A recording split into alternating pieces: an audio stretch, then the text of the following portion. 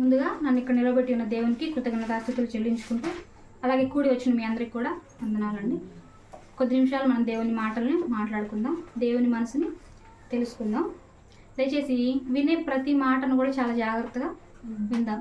ఎందుకంటే దేవుడు మన కోసం మనం జీవితంలో ఎలా ఉండాలి, ఎలా ఉండకూడదు అని ఆయన గ్రంథంలో ప్రతిదీ కూడా ఏం చేశాడు, మన కోసం స్పష్టంగా రాపించి పెట్టాడు.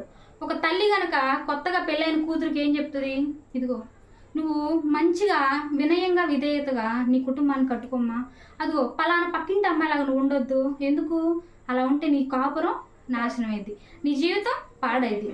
అదిగో మీ ఎదురింటి అమ్మాయి చూడు, తను వినయంగా తన కుటుంబాన్ని చూడు ఎంత జాగ్రత్తగా కట్టుకుందో అని మంచి వాళ్ళని చూపిస్తూ ఎలా ఉండాలో చెప్పిద్ది, చెడ్డ వాళ్ళని చూపించి ఎలా ఉండకూడదో చెప్పినట్లుగా దేవుడు కూడా మనకి ఏం చేశాడు అంటే బైబిల్లో మంచి స్త్రీలు ఉన్నారు, చెడ్డ స్త్రీలు ఉన్నారు. మంచి స్త్రీలను చూపిస్తూ ఇదిగో మీరు కూడా ఇలా బ్రతికి వినయంగా మీ ఇల్లుని కట్టుకోండి అని చూపించాడు. అలాగే చెడ్డ స్త్రీలను చూపిస్తూ ఏం చెప్పాడు, మీరు ఇలా ఉంటే మీ ఇల్లు కట్టుకోలేరు, మీ జీవితం నాశనం అయిందని చెప్పాడు. చూడండి, ఒక తల్లికి ఉన్నంతకంటే ప్రేమ దేవునికి మన మీద ఎంత ఎక్కువగా ఉందో ప్రతి దాన్ని కూడా ఎంత స్పష్టంగా మనకు వివరించి చెప్పాడో చూడండి. చూసుకునే ముందు ఒక చిన్న అధ్యాయం చూసుకుందాం. ఈరోజు మంచి గొప్ప స్త్రీ గురించి మనం తెలుసుకుందాం. పేతురు గారు రాసిన మొదటి పత్రిక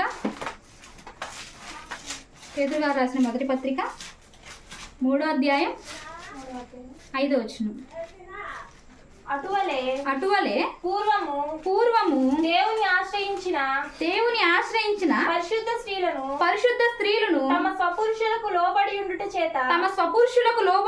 చేత తమ్మును తాము అలంకరించుకొనిరి. ఆ ప్రకారం చాలండి. అటువలే పూర్వము దేవుని ఆశ్రయించిన స్త్రీలు.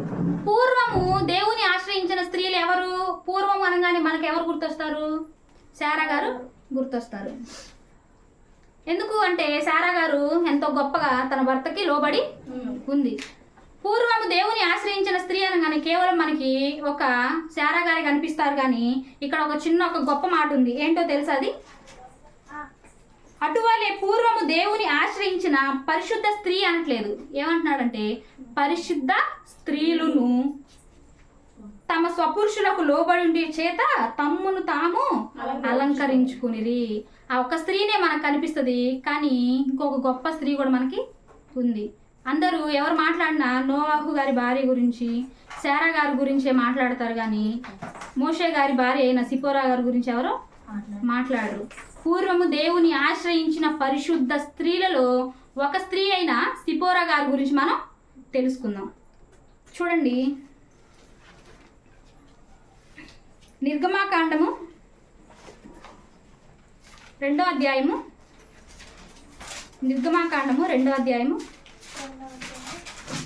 16వ వచనం.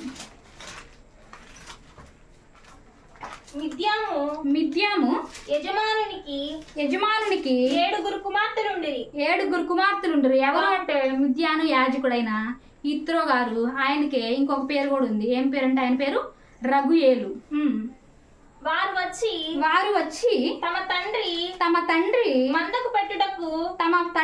పెట్టుటకు నీళ్లు చేది తొట్లను నింపుచుండగా ఇక్కడ ఏం జరుగుతుందంటే యాజకుడైన ఇత్రో గారి కుమార్తెలు 7 కుమార్తెలు తమ మందను తీసుకొని వాటిని మేపడానికని బయలుదేరతారు. అయితే వాళ్ళు తొట్లకి నీళ్లు నింపి ఆ మందను మేపుచుండగా ఒక మంద కాపరులు వచ్చి వాళ్ళని ఏం చేస్తుంటారంటే ఏడిపిస్తూ ఉంటారు. ఇప్పుడు కాలాన్ని చూసుకుంటే అల్లరి చేస్తూ వాళ్ళని అల్లరి పట్టిస్తూ ఉంటారు. ఆ సమయంలో ఏం జరిగిందంటే మంద కాపరులు వచ్చి వారిని తోలివేసిరి. అప్పుడు మోషే లేచి వారికి సహాయం చేసి మందకు నీళ్లు పెట్టను. ఇక్కడ ఏం జరిగింది అంటే మంద కాపరులు వచ్చి వాళ్ళని అల్లరి చేస్తూ ఉన్నప్పుడు మోషే గారు పక్కనే ఉన్న మోషే గారు వచ్చి ఆ అల్లరి చేసే వాళ్ళని తోలివేసి ఆ మంద కాపర్లకు నీళ్లు పెడుతూ ఉన్నాడు అనమాట. వారు తమ తండ్రి అయిన రగుయేలు నద్దకు వచ్చినప్పుడు అతడు నేడు చాలు. ఇక్కడ ఏం జరిగిందంటే నీళ్లు పెట్టి ఇంటికి వెళ్ళిపోయారు త్వరగా. రోజు ఏం జరిగింది, వాళ్ళు 7 నీళ్లు చేది వాటన్నింటికి పేరంటే లేట్ అయింది కదా, లేట్ అయింది. కానీ ఈరోజు మోషే గారు కూడా ఉండేసరికి వాళ్ళ పని ఏమైంది,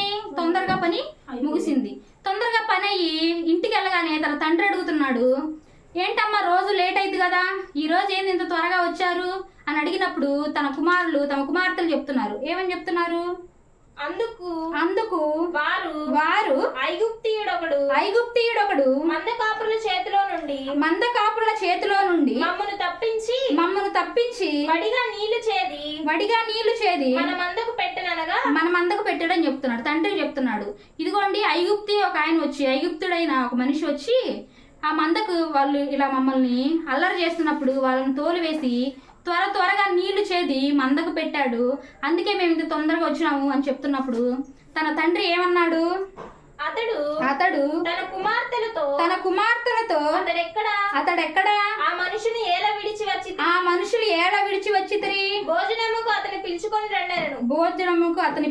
రండనెను. నిజంగా ఇక్కడ రఘుయేలు గారైన ఇత్రో గారిని చూస్తే ఈ విషయంలో చాలా బాగా నచ్చిద్ది. ఒక కూతుర్లు వచ్చి ఎవరో పేరు కూడా తెలియని వ్యక్తి మందకు నీళ్లు పెట్టాడు అని కానీ ఏ తండ్రి అయినా ఏమంటాడు? మంచివాడో చెడ్డవాడు, మిమ్మల్ని లోపరుచుకోవడానికి చేశాడేమో, అలాంటి వాళ్ళతో వద్దు, వచ్చిగా మంచి పని చేశారు అని అనుకుంటా ఏమంటున్నాడు అంటే, మీకు సహాయం చేసిన మనిషిని ఎందుకు విడిచిపెట్టి వచ్చారు? అది పద్ధతేనా? మిమ్మల్ని సహాయం చేస్తే మధ్యలో విడిచిపెట్టడం అది పద్ధతి కాదు, వాళ్ళని తీసుకొచ్చి భోజనం పెట్టించాలి కదా అని తమ కూతుర్లకు ఏం చెప్తున్నాడు? మంచి చెప్తున్నాడు. నిజంగా ఇలాంటి తండ్రి ఈనాటి రోజుల్లో లేడు. పిల్లల్ని ఎంత గొప్పగా పెంచాడో ముందు అధ్యాయాలు చూస్తే నిజంగా ఇత్రో గారు లాంటి తండ్రి ఉంటే ఏ కూతురి భవిష్యత్తు కూడా నాశనం అవ్వదు. ఇంత గొప్పగా ఒక మోరల్ వాల్యూస్ నేర్పించే తండ్రులు ఈ కాలంలో లేరు. సహాయం చేయగానే సహాయం పొందిన మీరు తిరిగి అతనికి మీ సంస్కారాన్ని చూపించుకోవాలి కదా, ఎందుకు వదిలిపెట్టొచ్చారు అని కూతుర్లను అడుగుతున్నప్పుడు మరలా ఆ కూతుర్లు వెళ్ళి ఏం చేస్తారు? మోషే 21 మోషే ఆ మనుషునితో నివసించుటకు సమ్మతించను.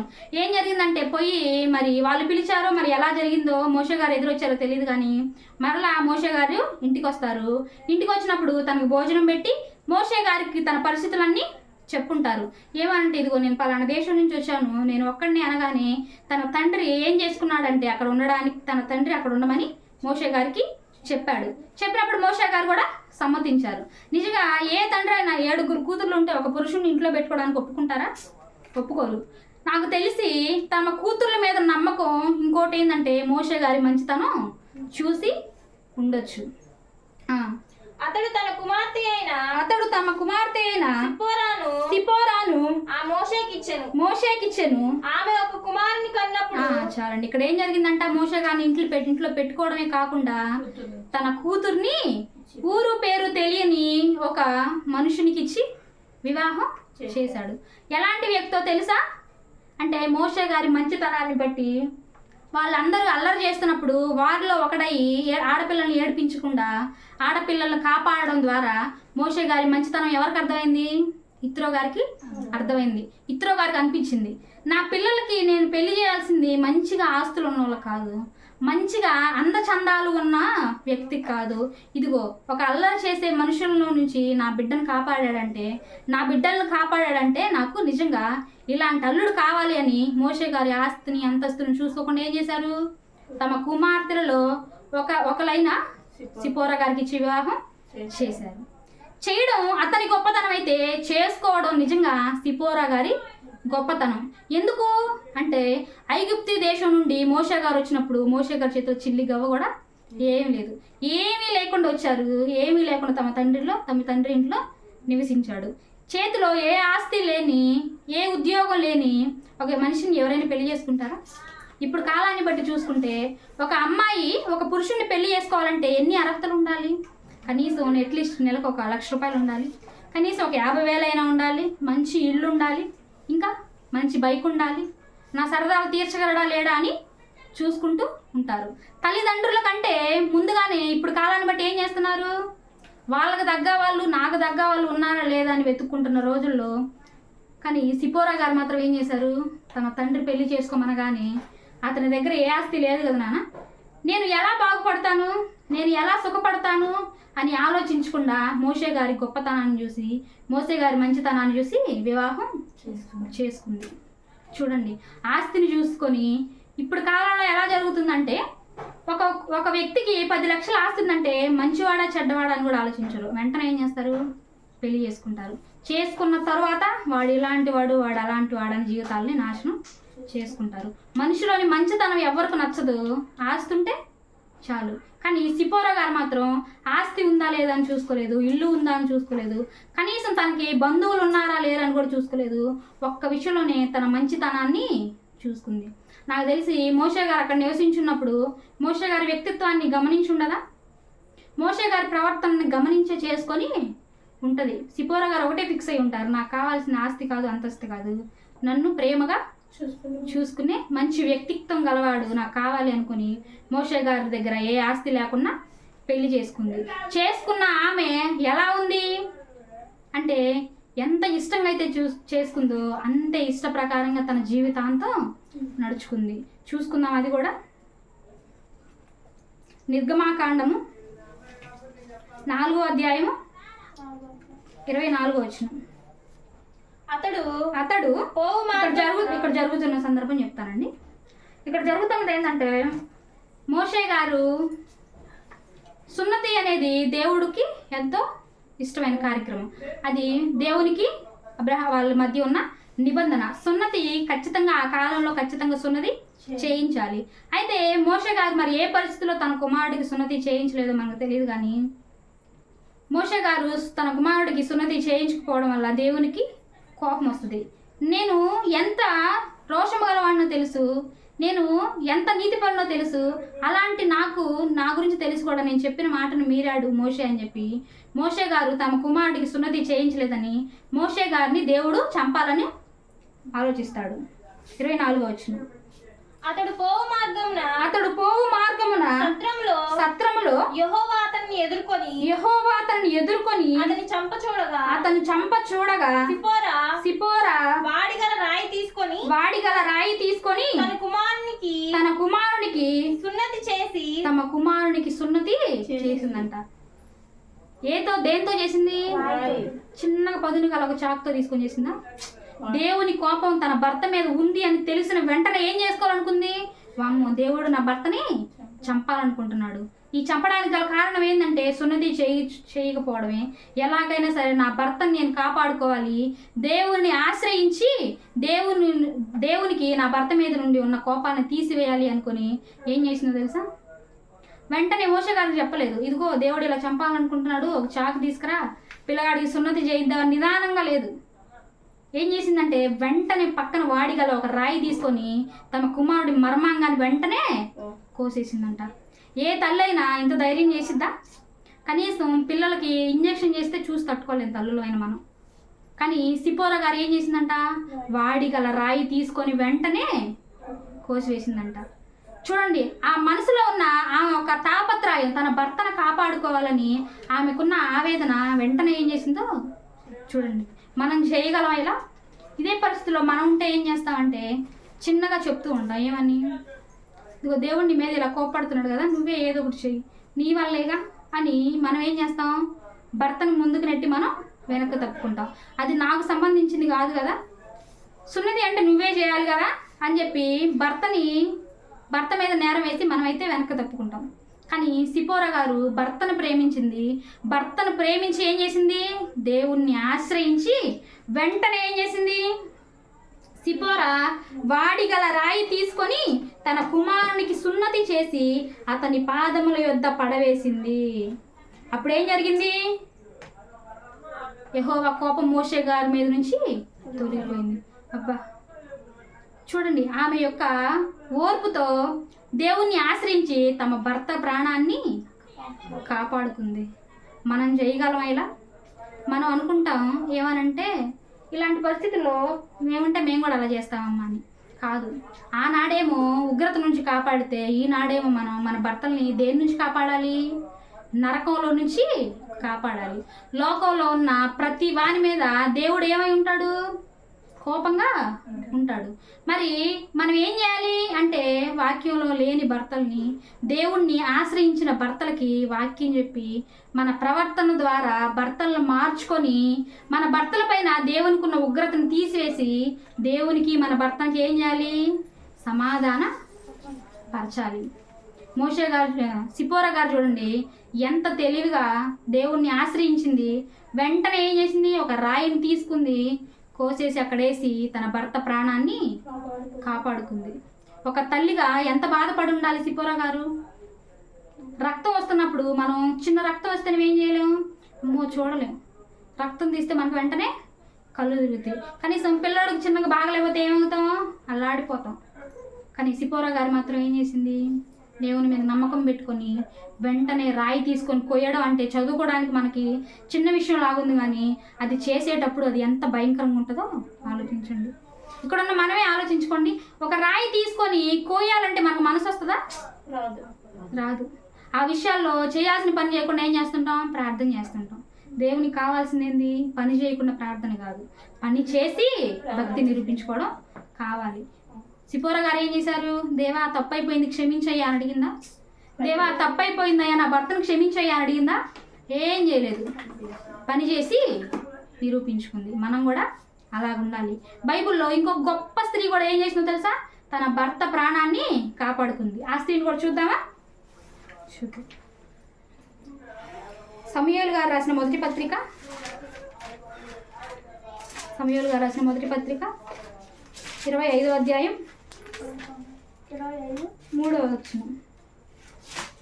అతని పేరు నాబాలు, అతని భార్య పేరు అబిగయీలు. ఈ స్త్రీ సుబుద్ధి గలదై రూపసి అయి ఉండెను. ఎవరంటే అబిగయీలు గారు.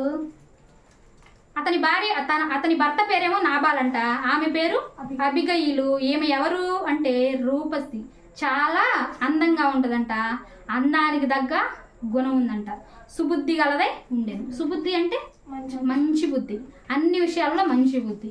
ఇరుగు పొరుగు వారితో మంచి బుద్ధిగా ఉంటుంది, ఇంట్లో మంచిగా నడుచుకుంటుంది, తన భర్త పట్ల మంచిగా నడుచుకుంటుంది. కాబట్టి ఆమెకి ఏం పేరు వచ్చింది, అందానికి తగ్గట్టు పక్కన సుబుద్ధి అనే పేరు వచ్చింది. అయితే చర్యలను బట్టి చూడగా నాబాలు మోటువాడును దుర్మార్గుడునై ఉండెను. అతడు కాలేబు సంతతి వాడు. తన భర్త ఎలాంటి వాడంట, మోటువాడను దుర్మార్గుడు అంట. దుర్మార్గుడు అని ఎవరు అంటారు అంటే చెయ్యరాని కార్యాలు చేసేవాడే దుర్మార్గుడు. మంచిని ప్రేమించకుండా మంచిలో కూడా చెడెత్తికేవాడే దుర్మార్గుడు. ఇంత రూపసి అయిన అబిగయీలు గారు, ఇంత సుబుద్ధి గల స్త్రీ అయిన అబిగయీలు గారు ఎవరితో కలిసి ఉంటుంది, ఒక దుర్మార్గుడితో కలిసి ఉంటుంది. ఎలా కలిసి ఉంటుంది, ఇష్టం లేకుండా వీడు ఎప్పుడు చచ్చిపోతాడా అని కలిసి ఉంటుందా? కాదు, ఎంతో ప్రేమగా కలిసి ఉంటుందో కింద అధ్యాయాన్ని చూసుకుంటే మనకు అర్థమవుతుంది. నాబాలు గొర్రెల బొచ్చు కత్తెర వేయుచున్నాడని అరణ్యమందున్న దావీదు విని తన పనివారిలో 10 మందిని పిలిచి వారితో ఇట్లనెను, మీరు కర్మేలునకు నాబాలు యొద్దకు పోయి నా పేరు చెప్పి కుశల ప్రశ్నలు అడగండి. దావీదు గారు దుర్మార్గుడైన నాబాలు యొద్దకు తన జనాన్ని, తన పనివారిని పంపించి, అతడు గొర్రెల వచ్చి కత్తిరిస్తాడు కదా, కత్తిరించి అతని మంచి చెడులు తెలుసుకొని అతన్ని కుశల ప్రశ్నలు అడిగి రాండి అని దావీదు గారు నాబాలు దగ్గరికి తన పనివారిని పంపిస్తాడు. ఆ భాగ్యవంతునితో నీకును నీ ఇంటికిను నీకు కలిగిన అంతటికి నీ క్షేమమవునుగాక అని పలికి ఈ వర్తమానము తెలియజెప్పవలెను. నీ యొద్ద గొర్రెల బొచ్చు కత్తిరించు వారు ఉన్నారని సంగతి నాకు వినబడెను. నీ గొర్రెల కాపరులు మా దగ్గర నుండగా మేము వారికి ఏ కీడును చేసి ఉండలేము. వారు కర్మేలులో ఉన్నంత కాలము వారేదియూ పోగొట్టుకొనలేదు. ఇక్కడ ఏం జరుగుతుంది అంటే వచ్చి చెప్తున్నారు, మీ గొర్రెల బొచ్చు కత్తిరించే వాళ్ళు మా దగ్గరకు వచ్చి పనిచేసినప్పుడు మేము వాళ్ళని చాలా బాగా చూసుకున్నామయ్యా. వాళ్ళు మా దగ్గర ఉన్నంతకాలం వాళ్ళు ఏది పోగొట్టుకోలేదు, ఎందుకంటే మేము వాళ్ళని చాలా బాగా చూసుకున్నామని చెప్తున్నారు. నీ పని వారిని నీవు అడిగిన ఎడల వారును అలాగే చెప్పుదురు. కాబట్టి నా పని వారికి దయచూపుము. శుభదినమున మేము వచ్చితిము కదా, నీకిష్టము వచ్చినట్టు నీ దాసులకును నీ కుమారుడైన దావీదునకును ఇమ్ము. దావీదు పనివారి వచ్చి అతని పేరు చెప్పి ఆ మాటలన్నిటినీ నాబాలుకు తెలియజేసి కూర్చున్నారు. దావీదు గారు ఏమైతే చెప్పమన్నారో, ఏమైతే నాబాలు గారిని అడిగి రమ్మన్నారో అవన్నీ తీసుకొచ్చి ఎవరికి చెప్తున్నారంటే నాబాలు గారికి చెప్తున్నారు. ఇదిగోయ్యా, దావీదు గారు నీ మంచి చెడులు తెలుసుకోమన్నారు, నీ దగ్గర నుంచి కొందరు పని వాళ్ళు కావాలని అడిగారని నాబాలు గారికి చెప్తున్నారు. నాబాలు మంచి చెడులు అడిగినప్పుడు ఎలా స్పందించాలి అంటే అంతే స్పందించాలి. నిజంగా అంతటి రాజు నన్ను మంచి చెడులు అడగమన్నాడా? ఎంత ప్రేమ అయ్యా, నేను బాగున్నానయ్యా, ఆయన బాగున్నాడా అని అడుగుతాం మనం అయితే. కానీ నాబాలు గారు ఏమని అడిగారు? నాబాలు దావీదు ఎవడు? అమ్మో, ఎవరు దావీదు గారు అంటే సామాన్యమైన మనిషా కాదు, మహా రాజు. అలాంటి రాజుని పట్టుకొని ఏమంటున్నాడు? నిజంగా తెలీదా దావీదు ఎవరో? తెలుసు. మరి తెలుసు కూడా ఎందుకు అంటున్నాడు అంటే దుర్మార్గుడు. నాబాలు ఎవడు? యెషయి కుమారుడు ఎవడు? తమ యజమానులను విడిచి పారిపోయిన దాసులు ఇప్పుడు అనేకులు ఉన్నారు. చూడండి, దావీదు గారిని ఒక మంచి చెడుల్ని కనుక్కొని రమ్మని పంపించిన దావీదు గారిని ఏమంటున్నాడు? దావీదు ఎవడు? యెషయి కుమారుడు ఎవడు? ఇంత క్రూరంగా ఉన్నాడు. ఇలాంటి భర్తతో ఏ స్త్రీ అయినా కలిసి ఉంటుందా? ఉండదు. కానీ అబిగయిలు గారు మాత్రం ఏం చేస్తున్నారు? కలిసి ఉన్నారు. ఆ మాట అన్న వెంటనే దావీదు గారు దాసులు విని వెంటనే దావీదు గారి దగ్గరికి వెళ్ళి చెప్పారు, ఇదిగోయ్యా, మేమైతే ఎంతో మంచితో నువ్వు చెప్పిన మాటలన్నీ తెలియజేస్తే మరి నాబాలు ఏమన్నాడు తెలుసా? దావీదు ఎవడు? యెషయి కుమారుడు ఎవడు అని నిన్ను తక్కువ చేసి మాట్లాడాడయ్యా అని అనగానే దావీదు ఎవరికైనా కోపం వస్తుందా రాదా? పైగా అంతటి రాజును పట్టుకొని ఆ మాట అంటే కోపం వస్తుందా రాదా? వస్తుంది. దావీదు గారు అప్పుడు ఏం చేశారు? అంతటా దావీదు వారితో, మీరందరూ మీ కత్తులను ధరించుకొనగా వారు కత్తులని ధరించుకొనిరి. ఏమైంది? దావీదు గారికి కోపం వచ్చింది. నేను మంచిగా చేస్తే వాడికి ఏనాడు నేను కీడు చేయలేదు, అలాంటి వాడు నన్ను అంతలో మాట అన్నాడా? వాడిని విడిచిపెట్టకూడదు. వాడిని ఏం చేయాలి? ఎట్టయినా చంపేయాలి. వెంటనే మీరేం చేయండి? మీ కత్తులను మీరు ధరించుకోండి అని దావీదు కూడా ఒకటి ధరించుకున్నాడంట. అంతమందిలో ఒక మనుషుని చెప్పడానికి అంతమంది అవసరమా? దావీదు గారు ఒకరిని పంపించినా నాబాలు గారిని చంపి రావచ్చు. కానీ ఎంత కోపం వచ్చిందంటే నేను కూడా చంపాలి, వాళ్ళు చంపడమే కాదని దావీదు గారు కూడా ఒక కత్తి ధరించుకున్నారు. ఎంత కోపంతో వస్తున్నారు చూడండి. దావీదు వెనుక దాదాపు 400 మంది బయలుదేరగా, ఎంతమందిని చంపడానికి? ఒక మనిషిని చంపడానికి 400 మంది బయలుదేరారంటే దావీదు గారికి ఎంత కోపం వచ్చింది అంటే, ఒకవేళ దారిలో నాబాలు గారు కనిపిస్తే వెంటనే చంపేసి అంత కోపం వస్తుంది. అంత కోపంతో వస్తున్న విషయం ఎవరికి తెలిసిందంటే నాబాలు పని వాళ్ళు తీసుకొచ్చి అబిగయిలు గారికి చెప్తారు. నాబాలు గారి భార్య అయిన అబిగయిలు గారికి చెప్పినప్పుడు వెంటనే ఆమె ఏం చేసింది? మనమైతే ఏం చేస్తాం? వచ్చారా, వాడంతే చేస్తాడు. వాడిని ఏం చేయాలి? వాడికి ఉండాలి ఆ మాత్రం, వాడిని చంపాలి. లేకపోతే మంచి చెడ లేకుండా ఎలా పడితే అలా మాట్లాడతాడా? వాడి పాపం ఇప్పుడు పండింది అని అనుకొని వదిలేస్తాం. ఇప్పుడు దాకా నేనే వాడి బాధ పడలేకపోయాను, అమ్మయ్య ఇప్పటితో వీడి బాధ నాకు విరడైద్దని అనుకుంటా. కానీ అబిగయిలు గారు మాత్రం ఏమనుకుంటున్నారో తెలుసా? చూద్దాం. 17వ వచనం. అయితే మా యజమానునికి అతని ఇంటి వారందరికి వారు కీడు చేయ నిశ్చయించి ఉన్నారు గనుక ఇప్పుడు నీవు చేయవలసిన దానిని బహు జాగ్రత్తగా ఆలోచించుము. ఈ మాట ఎవరు చెప్తున్నారు అంటే అబిగయిలు గారి దాసులు పని వాళ్ళు వచ్చి చెప్తున్నారు. అదేంది? చంపడానికి వస్తుంది ఎవరిని? నాబాలు గారు. వాళ్ళు చెప్పాల్సింది ఎవరికి? నాబాలు గారి దగ్గరికి వెళ్ళి ఏం చెప్పాలి? ఇదిగోయా, నిన్ను చంపడానికి దావీదు గారు దాసులు వస్తున్నారు, నువ్వు లేచి ఎలాగైనా తప్పించుకొని ఎవరికి చెప్పాలి? నాబాలు గారికి చెప్పాలి. కానీ వీళ్ళు ఎవరికి చెప్తున్నారు? అబిగయిలు గారికి చెప్తున్నారు. ఎందుకు అంటే వాడు దుర్మార్గుడు. వాడికి చెప్పిన వాడు ఏం చేయడు? ఎలా ఆలోచించాలో తెలియకుండా ఎదురుపోయి చచ్చిపోతాడు. ఇలాంటి వాడికి చెప్పడం వేస్ట్. మరి తెలివిగా ఉండేది ఎవరు? భార్య. అమ్మగారికి చెప్తే ఏం చేసింది?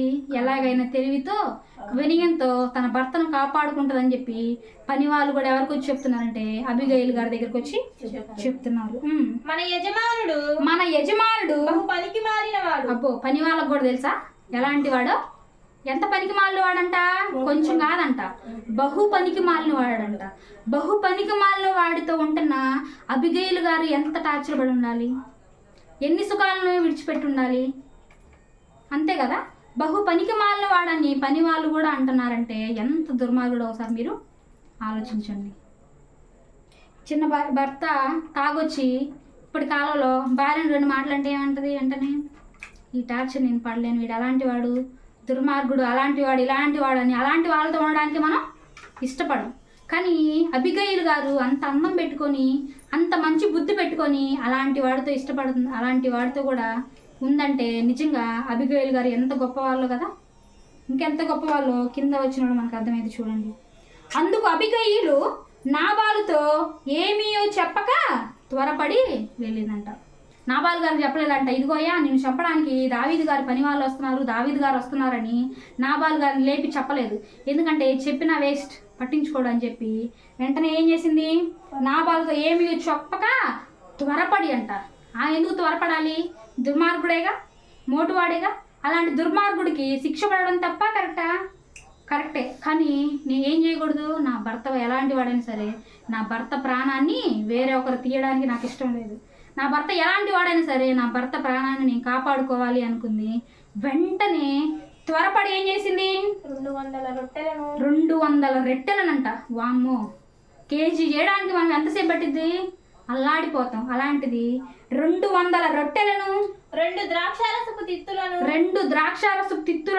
తిత్తు అనగానే మనకి ద్రాక్ష అంటే ఇంత ఉంటుంది, కానీ అప్పట్లో ఒక్కొక్క ద్రాక్షకాయ చాలా బరువు ఉంటుంది. ఒక తిత్తుని, ఒక ద్రాక్ష గలని 2 మనుషులు మోసుకొని వెళ్ళేవాళ్ళు. 2 మనుషులు 4 మనుషులు మోసుకొని వెళ్ళేవాళ్ళంట. అలాంటివి 2 ద్రాక్షారసపు తిత్తులను, వండిన 5 గొర్రెల మాంసమును. వామ్మో, ఒక గొర్రె మాంసం వండాలంటే ఎంతసేపు పట్టిద్ది? అలాంటిది 5 గొర్రెల మాంసాన్ని. ఇవన్నీ ఎందుకు చేస్తుంది? రాండయ్య చంపండి, మా ఆయనకి తిని చంపండి అని చెప్పడానికా? కాదు. మరి ఎందుకు చేస్తుంది? అసలు వాళ్ళు చంపడానికి రావడం ఏంది, ఈమె అబిగయీలు గారు ఈ వంటలన్నీ చేయడం ఏంది, ఏమైనా సంబంధం ఉందా? ఎందుకు చేస్తుంది అని ముందు వచ్చిన వాళ్ళు చూసుకున్నట్లయితే 5 గొర్రెల మాంసమును, 5 మానికల వేసిన ధాన్యమును, 5 మానికల వేచిన ధాన్యమును, 100 ద్రాక్ష గెలలను, 100 ద్రాక్షారాల గలలను, 200 అంజూరపు అడలను, 200 అంజూరపు అడలను గార్ద బొమ్మల మీద వేయించి, గార్ద బొమ్మల మీద వేయించి అంటే గుర్రాలు ఉంటాయి కదా, వాటి మీద వేయించిందంట. ఇవన్నీ వేయించిందంట. వేపించి ఏం చేస్తుంది, మీరు నాకంటే ముందుగా పోవుడి, నేను మీ వెనుక నుండి వచ్చేదనని తన పని వారికి ఆజ్ఞ ఇచ్చింది. ఏమని అంటే, ఇదిగోండి వీటన్నిటిని తీసుకొని మీరు దావీదు గారికి ఎదురుగా వెళ్ళండి, నేను మీ వెనక వస్తానని చెప్తుంది. ఎందుకు ఇవన్నీ పంపిస్తుంది అంటే, దావీదు గారి కోపాన్ని ఏం చేయాలి, చల్లార్చాలి అని. 400 మందితో వచ్చిన దావీదు గారు అవన్నీ చూసి ఆగుతాడా? ఆయనకు దొరకవా? మహారాజుకి ఈ వస్తువులన్నీ దొరకవా? ఈ ధాన్యాలు దొరకవా? ఈ ద్రాక్షారస తిత్తులు ఏది దొరకవా? గొర్రెల మాంసం దొరకదా? దొరుకుతాయి. కానీ ఏమనుకుంది అంటే, మీరు ముందెళ్ళండి అయ్యా, నేను మీ వెనకే వస్తానని చెప్పింది. అంత దావీదు గారు ఆ మాట వింటారా? మరి విన్నాడో లేదో ఒకసారి చూద్దాం. గార్దాబం మీద ఎక్కి పర్వతపు లోయలోనికి వచ్చుచుండగా దావీదును అతని జనులను ఆమెకు ఎదురుపడెరు. ఆమె వారిని కలుసుకొనింది. దావీదు గారు ఉన్న కోపం మీద, ఇదిగో నేను నాబాలు భార్యని అంటే వెంటనే ఏం చేసి ఉండేవాళ్ళు, ముందు నిన్ను చంపాలని ఆమెను కూడా చంపుండేవాళ్ళు. ఆమెకు భయం ఉండాలా కనీసం. వామ్మో, 400 ఒక మనిషిని చంపడానికి 400 మంది వస్తున్నారంటే ఎంత కోపంతో వస్తున్నారు. ఎందుకు వచ్చిన రిస్క్లే, నేను పోతే నన్ను కూడా చంపేస్తారు, అవన్నీ పంపించి సైలెంట్గా ఉందాంలే అని అనుకోలే. పోతే చంపేస్తారేమో అని భయం ఆమెకు ఉండాలి. కానీ చంపేస్తారేమో అని తెలిసినా కూడా ఏం చేసింది, తమ ప్రాణాన్ని అర్పించడానికి సిద్ధపడింది. ఎవరి కోసం? మంచి భర్త కోసమా? కాదు, దుర్మార్గుడైన భర్త కోసం. దావీదు గారు చంపేస్తారేమో అని భయపడకుండా ఎదురు వెళ్ళింది. అంతకు మునుపు దావీదు నాబాలుకు కలిగిన దాని అంతటిలో ఏదియూ పోకుండా ఈ అరణ్యములో అతని ఆస్తి అంతయు నేను వ్యర్థముగా కాయచు వచ్చితిని. దావీదు గారు అనుకుంటున్నారంట, నేను అంతకు ముందు నాబాల ఆస్తిని అంతటిని నేను కాపాడుకుంటూ వచ్చాను. నేను వీడికి మంచి చేస్తే వీడు నాకేం చేశాడు, కీడు చేశాడని అతను మాట్లాడుకుంటూ వీడిని ఎలాగైనా వదిలిపెట్టకూడదు, నేను తన ఆస్తిని అంతా జాగ్రత్తగా కాపాడితే మేలు చేసిన నాకే కీడు చేశాడా అని దావీదు గారు కోపంతో పదే రగులుకుంటూ ఆయన మీద కోపంతో ఎదురొస్తా ఉన్నారంట. ఉపకారమునకు నాకు అపకారం చేసి ఉన్నాడే బాధ కాదా? ఒక మనిషి మంచి చేసినప్పుడు ఆ మనిషిలో చెడుతనాన్ని తీసుకొని ఆ మనిషి మీద తిరగబడితే బాధ కాదా? మనల్ని తిరిగి ఏదన్నా ఎవరన్నా మనం చేయని దానికి ఒక మాట అంటే వెంటనే ఏమైపోతాం, అన్నం తినం, నీళ్లు తాగం, వామ్మో ఇంకెవరితో మాట్లాడడం, వెళ్ళి మంచం మీద నన్ను ఎందుకన్నాడు, నన్ను ఎందుకు అన్నాడు, నేనేం చేయలేదు కదా, నేనేం తప్పు చేయలేదు కదా, నన్ను ఎందుకు అపార్థం చేసుకుని ఈ మాట అన్నాడని ఏం చేస్తాం? కోపంతోను రగిలిపోతా ఉంటాం. మరి అంత మేలు చేసిన దావీదు గారికి అంత కీడు చేస్తే దావీదు గారికి కోపం రాదా? వచ్చింది. అని అనుకొని అతనికి ఉన్న వారిలో ఒక మగ పిల్లవాడినైనను ఒక్క మగ పిల్లవాడినైనను తెల్లవారినప్పటికీ నేనుండనీయను లేదా దేవుడు మరి గొప్ప అపాయము దావీదు శత్రువులకు ఏమంటున్నాడంటే, ఇదిగో 400 మందితో పోతున్నాను కదా, ఆయన ఒక్కరిని చెప్పడానికి కాదంట, మరి ఎంతమందిని అంటే అతనిలో ఉన్న ఒక మగ పిల్లవాడిని కూడా నేనేం చేయను, అతని వేషాలు ఎవరు ఉంచకుండా చంపేస్తాను, చంపేయకపోతే దేవుడు నాకేం చేస్తాడు, తీర్పు తీరుస్తాడు అని చెప్పి అనుకుంటూ వెళ్తున్నాడు అనమాట. దావీదు శత్రువులకు దావీదు కలుగజేయననగా అతని ప్రమాణము చేసి ఉన్నాను. దేవునికి ప్రమాణం చేస్తున్నాడంట. అబిగయీలు దావీదును కనుగొని గాతా భవనం మీద నుండి ఇక్కడ ఏం జరుగుతుందంటే, అబిగయీలు గారు దావీదు గారిని చూశారు. చూసిన వెంటనే ఏం చేసింది? దాక్కుందా? గుర్రం మీద ఎక్కి నేను రానంటుందా? వెంటనే కనుగొని తరువాత దిగి దావీదునకు త్వరగా దిగి గర్దభం మీద నుండి త్వరగా దిగిందంట. ఏంది? ఆమె ఏమైనా బహుమానం ఇస్తున్నాడు దావీదు గారు అబిగయీలు గారికి? బహుమానం ఏమి ఇవ్వట్లేదుగా. చెబుతాడో లేదో అని భయంతో చిన్నగా పోవాల్సిన ఏం చేస్తుందంట, దావీదు గారిని చూడగానే త్వరగా దిగి సాష్టాంగ నమస్కారం చేసి, అబ్బా సాష్టాంగ నమస్కారం అంటే ఏందో తెలుసా? పడుకొని దావీదు గారి కాళ్ళ మీద పడిపోయిందంట. ఎందుకు పడిపోయింది? ఆమె ఏమైనా తప్పు చేసిందా? తప్పు చేసింది ఎవరు? తన భర్త తప్పు చేస్తే వేరొక పురుషుడి దగ్గర కాళ్ళ మీద ఎవరైనా పడతారా? కానీ అబిగయీలు గారు మాత్రం ఏం చేశారు? నా భర్త మోటివాడైన నా భర్త ప్రాణాన్ని నేను కాపాడుకోవాలనుకొని ఏ తప్పు చేయని ఆమె దావీదు గారి దగ్గరికి వెళ్ళి ఎదురుపడి కాళ్ళ మీద సాష్టాంగ నమస్కారం చేసిందంట. అంత కోపంలో ఉన్న దావీదు గారు ఏమయ్యారు చూడండి. అతని పాదములు పట్టుకొని ఇట్లా నేను నా ఏలినవాడా ఈ దోషము నాదని, అబ్బా ఏమంటది? ఆయన కాళ్ళు పట్టుకొని నా ఏలినవాడా ఈ తప్పు నాదని అనుకో, నేనే ఈ తప్పు చేశాను అనుకొని విడిచిపెట్టయ్యా అని కాళ్ళు పట్టుకొని దావీదు గారిని బతిమలాడుతుంది. చూడండి, తాను చేయని తప్పుకు కూడా తన భర్త ప్రాణం పోగొట్టుకోకూడదని ఎంతగా వినయంతో ఎంత తెలివిగా ఉందో చూడండి. మనం ఉండగలం ఇలా? కనీసం మన భర్త తెలిసి తెలియక ఏదైనా తప్పు చేస్తే దాన్ని సహించుకొని అలా కాదు ఇలా అని చెప్పగలమా? అర్థం చేసుకోవాల్సిన మనమే ఏం చేస్తుంటాం, నువ్వు అప్పుడు ఆ తప్పు చేసావు కదా అని పదే గుచ్చి భర్తని బాధ పెడుతూ ఉండేది మనమైతే, అబిగయీలు గారు మాత్రం భర్త తప్పుడు వాడైనా మోటువాడైనా కానీ దుర్మార్గుడైనా కానీ తమ భర్తని మాత్రం ఏ మాట అనకుండా తెలివితో దావీదు గారు కాళ్ళు పట్టుకుంది. ఈ తప్పు నాదని ఎంచయ్యా మనం అనగలమా? ఎవరైనా భర్త చిన్న తప్పు చేస్తే ఈ తప్పు నువ్వే చేసావు, మనం చేసినా కానీ నువ్వే చేశాను అంటావు. ఆ తప్పును మన మీద వేసుకోగలమా? చేసుకోలేం. కానీ ఏమేమంటుంది? ఆ తప్పు నేనే చేశాను అనుకోయా అని అంటుంది. నీ దాసురాలనైన నన్ను మాట్లాడనిమ్ము. నీ దాసురాలనైన నేను నీ దాసురాలను ఎవరికి దాసురాలంటేవా? దావీదు గారి దగ్గర పని చేసే అమ్మాయమా? కాదు. కానీ అయినా ఏమంటుంది? నేను నీ పనిదాన్నయ్యా, నీ పనిదాన్ని అనుకొని నన్ను కొంచెంసేపు నీతో మాట్లాడే అవకాశం నాకు ఇయ్యయ్యా అని దావీదు గారి దగ్గర మాట్లాడుతుంది. మరి అంత రోషంతో చంపేయాలనుకుని వచ్చిన దావీదు గారు ఏంది ఆమెను చంపకుండా వదిలేశాడు అనగానే స్టార్టింగ్లోనే ఏం చేసింది? దావీదు గారి మనసును కట్టి పడేసింది. కాళ్ళ మీద పడగానే దావీదు గారికి ఏమై ఉండొచ్చు? అబ్బా ఎంత గొప్ప స్త్రీ, తను చేయని తప్పుకు కూడా నా కాళ్ళు పట్టుకుందే, తన భర్త తప్పు చేస్తే నా కాళ్ళు పట్టుకుని నన్ను బతిలాడుతుంది అని దావీదు గారు ఎంతో కోపంతో వాళ్ళ మగపిల్లను కూడా ఉంచకూడదని అందరం చంపేయాలని 400 మందిని తీసుకొని వచ్చిన దావీదు గారు అబిగయీలు గారు కాళ్ళు పట్టుకోగానే వెంటనే ఏమయ్యాడు? ఆమె యొక్క తపన, ఆమె యొక్క మంచి మనసును చూడగానే వెంటనే ఏమయ్యాడు? సైలెంట్గా ఉండిపోయాడు. నీ దాసురాలైన నేను చెప్పు మాటలను ఆలకించుము, నా ఏలినవాడా దుష్టుడైన ఈ నాబాలును లక్ష్య పెట్టవద్దు. ఏందమ్మా ఇప్పుడు దాకా బాగానే ఉంది, మళ్ళీ ఆమె ఏంది వాళ్ళ మొగుడిని తిడుతుంది అనుకుంటారా? ఇప్పుడు అబిగయీలు గారు దుష్టుడైన నాబాలును విడిచిపెట్టొద్దు అని దావీదు గారి దగ్గర చెప్పినప్పుడు దావీదు గారు ఏమనుకుంటారు? నిజమేలయ్యా, నిజం వదిలిపెట్టదా తప్పుని అబిగైల్ అర్థం చేసుకుంది కదా అని అనుకుంటారు. అలా కాకుండా నా భర్త మంచివాడే, నువ్వే నా భర్తను చంపడానికి వచ్చావని అంటే దావీదు గారికి వెంటనే ఏమైంది పాపం ఇంకా వచ్చి ఆమెను చంపేసి ఆయన చంపడానికి ముందుకెళ్తాడు. ఇప్పుడు దావీదు గారి కోపాన్ని అణిచివేయాలంటే ఏం చేయాలి అంటే నా భర్తదే తప్పని, నా భర్తను ఒక మాట అంటే దావీదు గారు శాంతపడతాడని తన భర్తను అనిందే కానీ నిజంగా కావాలని అన్నది కాదు. నిజం కావాలని అన్నదైతే తన భర్త కోసం తన ప్రాణాన్ని త్యాగం చెయ్యదు. అతని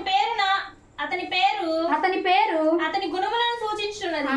ఇదిగోయా నా భర్త మోటువాడు దుర్మార్గుడు, విడిచిపెట్టాయా, అతని పేరులోనే ఉందిగా నాబాల్ అంటే దుర్మార్గుడని, తెలిసి తెలిగి చేశాడయ్యా, వదిలిపెట్టయ్యా అని దావీదు గారి దగ్గర చెప్తుంది. అతని పేరు నాబాలు మోటుతనము అతని గుణము నా ఏలినవాడా పంపించిన పనివారు నాకు కనబడలేదు. ఏం జరిగింది ఇక్కడ? పంపించిన పనివారు నాకు కనబడలేదు. నా ఏలినవాడ యెహోవా జీవము తోడు, నీ జీవము తోడు, ప్రాణహాని చేయకుండా యెహోవా నిన్ను ఆపి ఉన్నాడు, నీ చెయ్యి నిన్ను సురక్షించుచున్న మాటని నిజమని యెహోవా జీవము తోడు, నీ జీవము తోడని ప్రమాణము చేయించుచున్నాను.